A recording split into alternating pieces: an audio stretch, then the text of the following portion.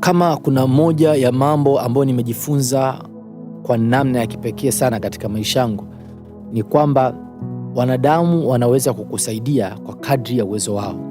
Pale inapofika tatizo limekuwa kubwa zaidi ya uwezo wao kukusaidia, haijalishi wanakupenda namna gani, mara nyingi huwa wanajitenga nawe.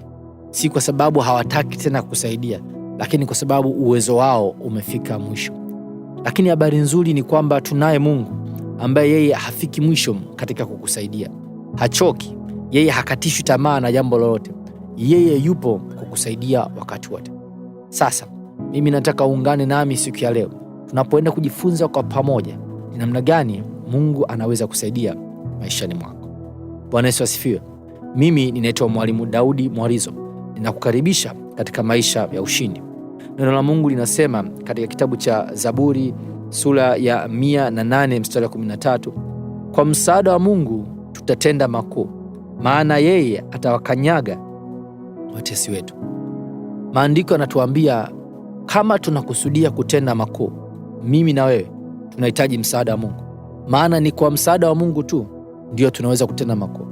Lakini habari nzuri ni kwamba kwa sababu Mungu anatusaidia, neno linasema hivi, yeye atawakanyaga watesi wetu.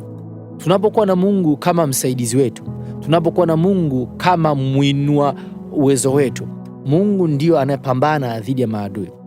Unajua, tunakutana na changamoto mbalimbali, tunakutana na maadui mbalimbali. Muda mwingine inawezekana maadui yakawa ni hali ya kiuchumi au hali ya kiafya, inawezekana ikawa ni hali ya kijamii. Kuna changamoto za hapa na pale, majirani, kwenye ndoa au kwenye uhusiano na namna fulani. Inawezekana maadui wakawa labda ni lengo fulani ambalo unataka kulifikia limekuwa gumu, limekuwa kama liko mbali kwako. Namna moja au nyingine inawezekana ikawa changamoto. Tunahitaji msaada wa Mungu. Msaada wa Mungu unapatikana kwa kumwamini. Msaada wa Mungu unapatikana pale tunapoomba. Mungu anajitambulisha mwenyewe ya kwamba hivi ni kwa msaada wake tu tunaweza kutenda mambo makuu. Haijalishi unapitia changamoto gani au unapitia jambo gumu kiasi gani, hili nataka ukumbuke na ulielewe kwa hakika ya kwamba Mungu ni msaada wako. Yeye anataka kusaidia. Kuna kitu fulani nilikiona kama katika shughuli za kila siku, na kwa namna moja au nyingine ninaona mfano wake unafanania na hiki ambacho tunaongelea. Wengi tunafahamu kuna kitu kinaitwa jeki katika gari. Kama gari imepata changamoto ya tairi, huwa tunaweka jeki kwa chini ya gari, tunainyanyua ile jeki, inanyanyua kidogo tairi, kisha tunaweza tukabadilisha ile tairi. Sasa fahamu hili, jeki ina uwezo wa kunyanyua gari uzito ambao wewe na mimi hatuwezi kunyanyua wenyewe. Lakini ile jeki haitokaa ijinyanyue yenyewe ifanye kazi.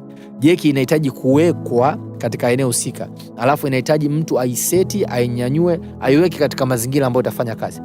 Jeki ina uwezo wa kufanya kazi, lakini ule uwezo wake, ule msaada wake, ili utumike, ili ukunufaishe wewe, ni lazima uweke katika mazingira ya kutendea kazi, na ndipo itafanya kazi. Kama ukiweka tu jeki ndani ya nyumba na una changamoto ya gari, jeki haitakusaidia jambo lolote.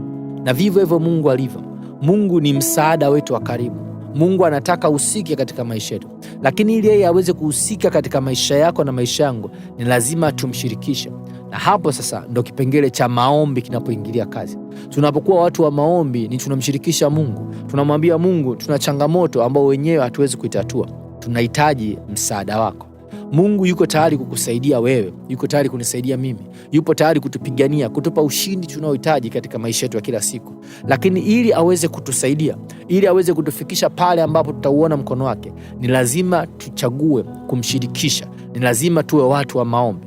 Mungu ni msaada wako wa karibu, lakini msaada huu unafanya kazi pale unapoushirikisha tu, unapoamua kumwambia Mungu mahitaji yako, alafu yeye atakuwa msaada katika kila changamoto unaohitaji. Kwa hiyo usiogope, kuwa mtu wa maombi, mwambie Mungu shida yako na yeye atakusaidia. Kama umebarikiwa na somo hili kwa namna yoyote ile, basi niandikia comment hapo chini. Lakini kama una swali au una jambo lolote ambalo linahitaji ufafanuzi zaidi, mawasiliano yangu yako hapo chini, nitafute. Ningependa niwe baraka kwako kwa kadri ya inavyowezekana. Mpaka hapo tutakapokutana tena, usisahau kuwa Mungu anakupenda na anataka wewe uishi maisha ya ushindi. Barikiwa.